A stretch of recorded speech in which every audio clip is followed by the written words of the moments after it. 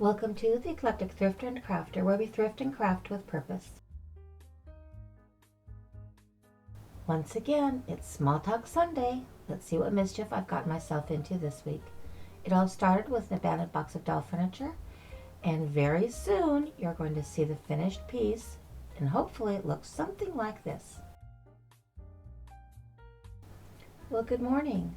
Today I'm going to share with you the last stages of reverse engineering, and what you're looking at right here are the final repairs to the measurement issue. Remember, when you start a project, always use the same measuring device that you started out with, because I discovered that not all measuring devices are the same. So what you're looking at are places that I had to repair due to that process.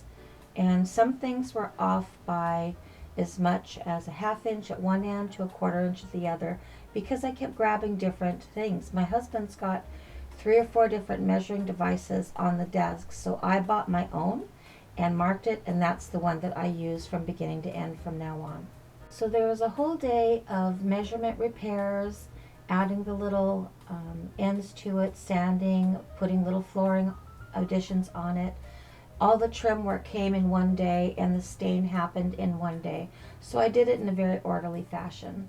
But now you see the results, and here at the end, you're going to see where I have to even things up, and then I'm going to add a trim on the end of it, as well as patch all the flooring.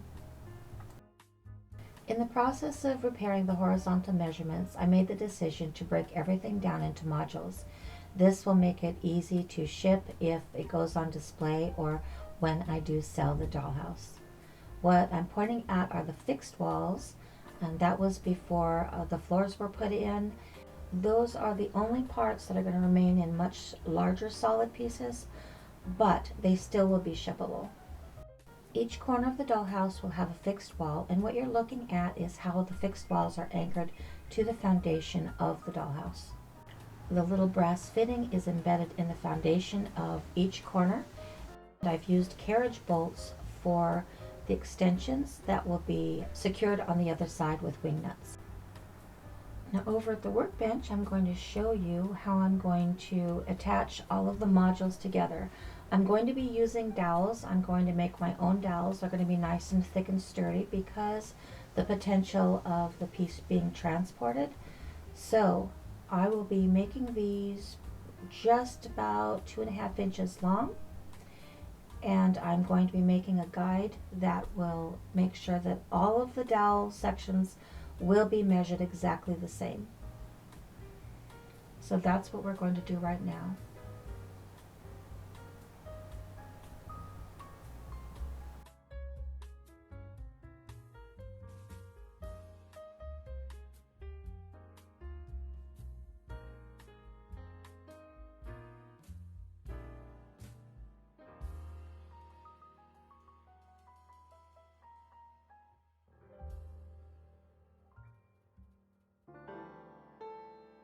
For the bases for each fixed corner, I also made a guide so that the bolts will be in the exact same position on each corner. These are the conveyor bearings that are going to be on the underside of each door that opens. I've marked the bolt with a little guesstimate of how deep I need to go to embed the bearing in the MDF. And we're going to take a look, and I'm going to share with you just how they're embedded into the foundation of the first floor doors.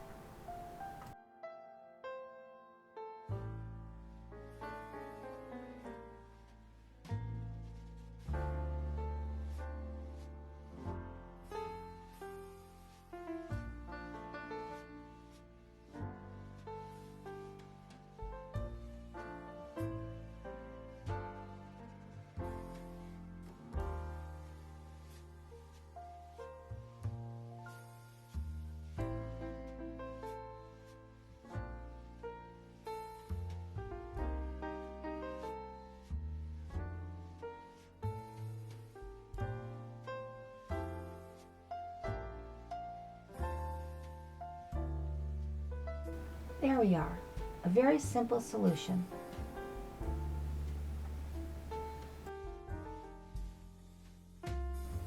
Now Now, some of the finishing wood I used for different floors is made with MDF, which I purchased on Amazon. It is a very sturdy wood, especially for embedding bolts and receivers for bolts. I chose to use MDF. It's a little bit heavier, but it is my craft wood of choice for the foundations.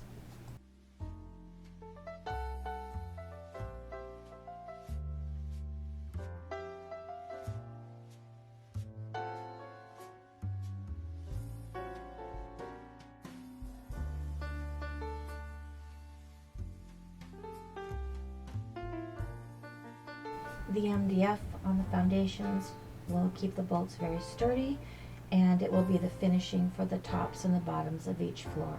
This way it's nice and smooth, very clean, and I'm very happy with that decision. To secure the bolts, the MDF does have a double layer in the base. And as you can see here, this is how the conveyor bearings will be set into the doors. For something very simple for finishing work, I chose to use these birchwood stir sticks. They are inexpensive. I get about 1.5 yards for $1.27 and ready to stain. So where I did not use veneer, I used these birchwood stir sticks to do the finishing work.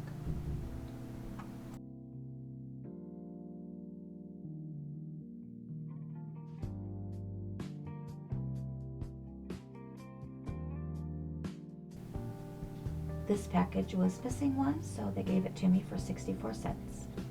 They come in 3 per package.